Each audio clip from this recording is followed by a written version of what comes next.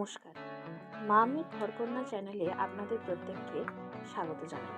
চলুন দেখে নিই আজকে মধ্যাহ্ন ভোজনে কী কী করা হয়েছে। প্রথমেই নিয়ে নিচ্ছি, দেখুন এই যে ভাত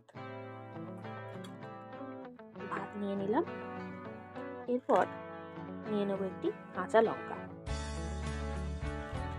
তারপর নিয়ে নিচ্ছি স্যালাড হিসেবে নিচ্ছি আমি পেঁয়াজ গোল গোল করে কেটে রাখা, এবং নিচ্ছি কতগুলি টমেটো, সেগুলো গোল করে কেটে রাখা হয়েছে।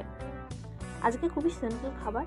এরপর নিচ্ছি মুসুর ডালের বড়া দিয়ে তরকারি।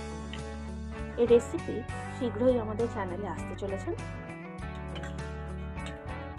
এরপর নিচ্ছি বাটা মাছের ঝাল। বাটা মাছের ঝালটি দেখতে তো খুবই সুন্দর হয়েছে, এবং আমার মায়ের হাতের রান্না খুবই সুন্দর, তাই মনে হচ্ছে ভালোই হবে আজকের খাবারটা। চলুন আমি খাই, আপনারাও কমেন্টে জানাবেন আপনারা আজকে দুপুরে কে কী খেলেন। নমস্কার।